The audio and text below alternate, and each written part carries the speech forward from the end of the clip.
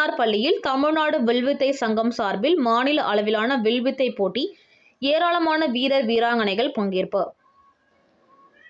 சென்னை அடுத்த பல்லாவரம் தனியார் பள்ளியான வேல்ஸ் வித்யாசிரமம் பள்ளியில் தமிழ்நாடு வில்வித்தை சங்கம் சார்பில் மாநில அளவிலான வில்வித்தை போட்டி டாட் தலைவர் குமார் ராஜேந்திரன் தலைமையில் நடைபெற்றது. இப்போட்டியில் வேல்ஸ் பல்கலைக்கழகத்தின் நிறுவன தலைவர் மற்றும் வேந்தர் ஐசாரி கணேசன் துவக்கி வைத்தார். தமிழ்நாடு வில்வித்தை சங்கமும் தமிழ்நாடு ஒலிம்பிக் சங்கம் இணைந்து முதல் முறையாக உலக வில்வித்தை போட்டிகளை நடத்தியது. இந்நிகழ்ச்சியில் சிறப்பு அழைப்பாளராக டாட் பொதுச் செயலாளர் மற்றும் இந்திய வில்வித்தை சங்கத்தின் இணை செயலாளர் தினேஷ் பிரதீப், துணைத் தலைவர் அஸ்வின் குமார் ஐயர், உலக வில்வித்தை கூட்டமைப்பின் கான்டினென்டல் ஜட்ஜ் மணியம் ஆகியோர் கலந்து கொண்டனர். இதுகுறித்து வில்வித்தை சங்க துணைத் தலைவர் அஸ்வின் பேசுகையில், மாநில அளவிலான வில்வித்தை போட்டி முதல் முறையாக நடைபெறுவதாகவும் இதில் 13, 15, 18, 21 வயதிற்குட்பட்டவர்களுக்கு அதற்கு மேல் உள்ள வயதினருக்கு 5 நிலையிலும் நடைபெறும் போட்டி எனவும் வெற்றி பெற்றவர்களுக்கு பதக்கம், கோப்பைகள் மற்றும் அங்கீகரிக்கப்பட்ட சான்றிதழ்களும் வழங்கப்படும். இந்த சான்றிதழ்கள் எதிர்காலத்தில் சிறந்த பள்ளி, கல்லூரிகளில் சேர உறுதுணையாக இருக்கும். இந்த 2 நாட்களில் நடைபெறும் போட்டியில் 1000க்கும் மேற்பட்டோர் கலந்து கொண்டு அம்புகளை எறிய உள்ளனர் எனவும் இதற்கு அடுத்த தேசிய அளவிலான போட்டிகள் நடைபெறும் என தெரிவித்தார். The Archery Association of Tamil Nadu வில்வித்தை கழகத்தின் சார்பாக இன்னைக்கு முதல் முறையா உள்ளரங்க வில்வித்தை போட்டி இன்னைக்கு சென்னையில் நடத்தியிருக்கோம். இந்தியாவிலே முதல் முறையாக ஒரு மாநில கழகம் உள்ளக வில்வித்தை போட்டி நடத்துறது இதுதான் முதல் முறை. இது இன்றைக்கிலே பார்க்கலாம். முழுக்க கிட்டத்தட்ட 1000 வில்வித்தை வீரர்கள் தமிழ்நாடு முழுக்கலேருந்து வந்திருக்காங்க. காலையில் இதை வந்து வேல்ஸ் யூனிவர்சிட்டி தலைவர் வேல்ஸ் குழும தலைவர் ஐசரி கணேஷ் அவர்கள், அதுக்கப்புறமா தமிழ்நாடு வில்வித்தை கழகத்தின் தலைவர் குமார் ராஜேந்திரன் அவர்கள் மற்றும் தமிழ்நாடு வில்வித்தை கழகத்தை ஆர்ச்சரி அசோசியேஷன் ஆஃப் தமிழ்நாடுடைய ஜெனரல் செக்ரட்டரி தினேஷ் பிரதீப் அவர்கள், இவங்கெல்லாம் வந்து டிசைட் பண்ணி இந்த சாம்பியன்ஷிப்பை இன்னைக்கு நடத்தியிருக்காங்க. இது வந்து இன்னைக்கும் நாளைக்கும் நடக்குது. இதுக்கு வந்து தமிழ்நாடு முழுக்கலேருந்து வில்வித்தை வீரர்கள் வந்திருக்காங்க. இது இந்தியாவிலேயே முதல் முறையாக ஒரு ஸ்டேட் அசோசியேஷன் மூலமாக ஆத்தரைஸ்டாக இதுதான் நடக்குது. And it is become a grand success today. இது வந்து அண்டர் 13 ஒரு கேட்டகரி இருக்குது, under 15, under 18, under 21 and seniors. 5 category இருக்கு. ப்ரைஸஸ்ங்கிறது யூஸ்வலாக ஸ்டேட் அசோசியேஷன்ஸில் அவங்களுக்கு ஒரு ட்ராஃபி கிடைக்கும், மெடல் இருக்கும், சர்டிஃபிகேட் இருக்கும். இது ஸ்டேட் அசோசியேஷன்றனால இது வந்து ஆத்தரைஸ்டு சர்டிஃபிகேட். இது வந்து பின்னாடி அவங்க நாளில் அவங்களுடைய காலேஜ் அட்மிஷன்ஸுக்கோ இல்லோட அவங்களுடைய வேலை வாய்ப்புக்கோ இது ரொம்ப யூஸ்ஃபுல்லாக இருக்கும். இது வந்து authorised certification. Because archery association of Tamil Nadu is also affiliated to the archery association of India and the Tamil Nadu Olympic association.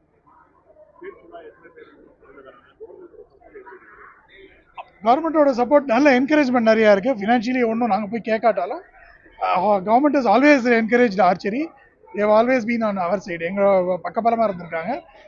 இந்த வாட்டி வந்து 1000 வில்வித்தை வீரர்களுக்கு மேலே சின்ன பசங்கள்லேருந்து ஒரு 20, 25, 26 வயசு வரைக்கும் பார்த்தீங்கன்னாக்கா ஒரு 1000 பேருக்கு மேலே ஷூட் பண்ணுறாங்க இன்றைக்கி நாளைக்கு. நேஷ்னல் லெவலில் அடுத்து நடக்கும். அதுவும் இப்போ நேஷ்னல் லெவலில் இது வரைக்கும் நடந்தது கிடையாது. நடந்ததுன்னா அது வந்து நேஷ்னல் லெவலில் முதல் முறை உள்ளரங்க வில்வித்தை போட்டின்னு தான் சொல்லலாம். அதுக்கு அவங்க செலக்ட் ஆகலாம். அப்புறம் இன்டர்நேஷ்னலும் போகலாம். என் பேர் அஸ்வின் குமார் ஐயர். நான் வந்து ஆர்ச்சரி அசோசியேஷன் ஆஃப் தமிழ்நாடுடைய வைஸ் பிரசிடென்ட். என் பேர் தினேஷ். நான் தமிழ்நாடு ஆர்ச்சரி அசோசியேஷனுடைய ஜெனரல் செக்ரட்டரி ஆகும். இப்போ ரீசெண்டாக வந்து ஆர்ச்சரி அசோசியேஷன் ஆஃப் இந்தியாவுடைய ஜாயின்ட் செக்ரட்டரியாகவும் இருக்கேன். இதில் இந்த இண்டோர் ஈவெண்ட்டுன்றது என்ன அப்படின்னா, இதுதான் ஃபஸ்ட் டைம் வந்துட்டு அஸ்வின் அவர் சொன்ன மாதிரி எப்படின்னா இதுதான் ஃபஸ்ட் டைம் பண்ணுறோம். இந்தியாவிலே வந்துட்டு ஒரு ஸ்டேட் அஃபிஷியல் பாடியோடைய ஃபஸ்ட் ஈவெண்ட்டாக இருக்குது. இந்த இண்டோர் ஈவெண்ட்டோடைய அட்வான்டேஜ் என்னென்னா, ஹால் பெருசாக இருந்தாலும் உள்ளே எங்கே இருந்தாலும் நடத்திட முடியும். வெளியில் வந்துட்டு அவுட்டோர் இது மழை வெயில் அதெல்லாம் எதுவுமே இல்லாமல் ஒரு ஹால் இருந்தாலே போதும். ஒரு 18 மீட்டர் தான் அதோட டிஸ்டன்ஸே. பார்த்தீங்கன்னா ஷூட் பண்ணுற டிஸ்டன்ஸ் வந்து ஒரு 18 மீட்டர் தான். ஸோ அந்த 18 மீட்டரில் வந்து ஒரு ஈவெண்ட்டை ஈஸியாக நடத்திட முடியும். இதில் அட்வான்டேஜ் சொல்லும்போது மக்கள் வந்து இப்போ ஆர்ச்சரி சொல்லும்போது ரொம்ப லாங் டிஸ்டன்ஸாக இருக்கும். அவுட்டோர்லாம் பார்த்தீங்கன்னா 50 மீட்டரில் ஷூட் பண்ணுவாங்க, 30 மீட்டரில் ஷூட் பண்ணுவாங்க, 70 மீட்டரில் ஷூட் பண்ணுவாங்க. ஒலிம்பிக்ஸ் பார்த்தீங்கன்னா 70 மீட்டர் ஷூட் பண்ணுவாங்க. ஆனால் இது இண்டோர் சொல்லும்போது 18 மீட்டர் தான். நீங்கள் ஆடியன்ஸ் பார்த்தீங்கன்னாலும் சரி, அந்த பசங்களை கூட கிட்ட நின்று பார்க்க முடியும். ஏரோ எங்கே போகுது, என்னென்ன இருக்குது, இன்ட்ராக்ஷன் வந்து க்ரௌடோட இன்ட்ராக்ஷனும் சரி, அதோடைய பார்ட்டிசிபேஷன் நிறையா இருக்கும்.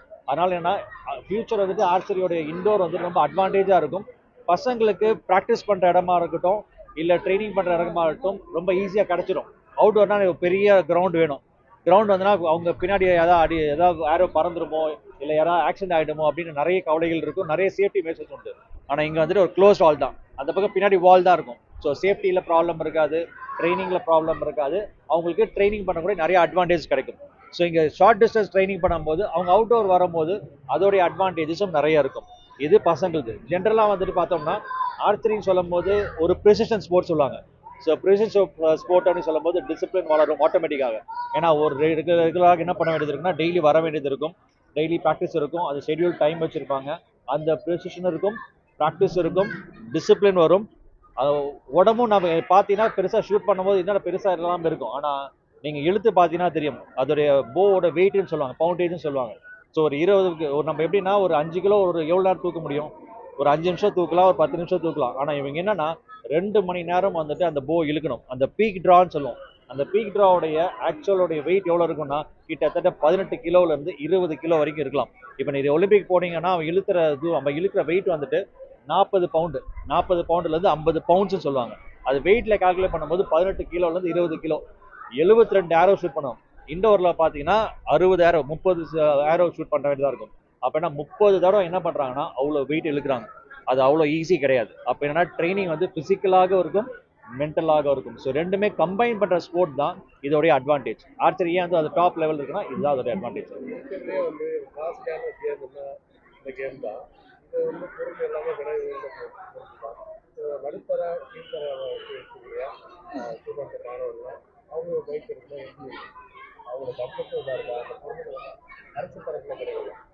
இது வந்துட்டு ஒரு மிஸ்கன்செப்ஷன் நான் சொல்வேங்க. ஏன் மிஸ்கன்செப்ஷன் அப்படின்னு சொல்லுவோம் அப்படின்னா அது நிறைய எப்படின்னா யாரையும் நான் ப்ளேம் பண்ண விரும்பல. ஆனால் என்னன்னா அப்படிதான் வந்து அதை ப்ரொஜெக்ட் பண்ணி வச்சுட்டாங்க. ஒலிம்பிக் ஸ்போர்ட்ன்றது இருக்கு, இது காஸ்ட்லி கேம்னு இருக்கு. ஆனால் ஆரம்ப காலக ட்ரைனிங்கில் அவ்வளோ காசு செலவு பண்ணணும்னு அவசியமே கிடையாது. நீங்கள் ஒரு ஒலிம்பிக் போ எடுக்கிறீங்கன்னா ஒலிம்பிக் போ அந்த ஃபுல் எக்யூப்மெண்ட் அது இதெல்லாம் ஆக்சசரிஸ்லாம் பார்த்தீங்கன்னா கிட்டத்தட்ட 2.5 லட்ச ரூபா வந்து 3 லட்ச ரூபா ஆகிடும். ஆனால் அது ட்ரைனிங்க்கு ஆரம்பத்திலே தேவைன்னா கிடையாது. ஒரு 10,000 போவே இருக்குது. நீங்கள் இந்த இந்தியன் போன்னு சொல்லுவாங்க, இந்தியன் போலாம் வந்துட்டு 5,000 6,000 வந்து கிடைக்கும். 8,000 10,000 ரீக்காவே கிடச்சிடும். நான் ஒரு நேஷனல் போயிருக்கேங்க, நான் நேஷனல்ஸ் தான் அட்டன் பண்ணியிருக்கேன். என்னோட போ வீட்டில் இன்றைக்கும் இருக்குது. அந்த ரைசர்னு சொல்லுவோம், அந்த ரைசர் வந்து 8,000 ரூபாங்க, லிம்ஸ் வந்து 6,000 ரூபாங்க. மொத்த எக்யூப்மெண்ட்டே மொத்தமாக சேர்த்து போட்டாலும் 25,000 தான் ஆகுங்க. ஸோ அந்த training centre all over Tamil Nadu எல்லாருக்கும் எல்லாமே இருக்குங்க. ஸோ ட்ரைனிங் சென்டர் அஃபிஷியல் சொல்லும்போது கோச்சஸ் நிறைய பேர் இருப்பாங்க, அகாடமிஸ் நிறைய இருக்குங்க. ஸோ அவங்க மூலிமா ட்ரெயின் பண்ணுவாங்க. ஸோ காஸ்ட்லி ஸ்போர்ட்ன்றது கிடையாது. அதை வந்து அந்த மாதிரி ப்ரொஜெக்ட் பண்ணிட்டாங்க. எப்போ யாருக்கு வேணும்னா அந்த டாப் லெவலில் இன்டர்நேஷனல் லெவலில் போகிறாங்க இல்லையா, இல்லை நேஷனல் லெவலில் போகிறாங்க இல்லையா, அவங்களுக்கு வேணும். ஸோ இன்னைக்கு தான் ஆரம்பிச்சோம் அவ்வளோ தேவையே கிடையாது. ஆனால் அது இல்லவே இல்லைங்க. என் பேர் தினேஷ்ங்க. நான் இங்கே தமிழ் ஆர்ச்சரியோட செக்ரட்டரியாக இருக்கேன்.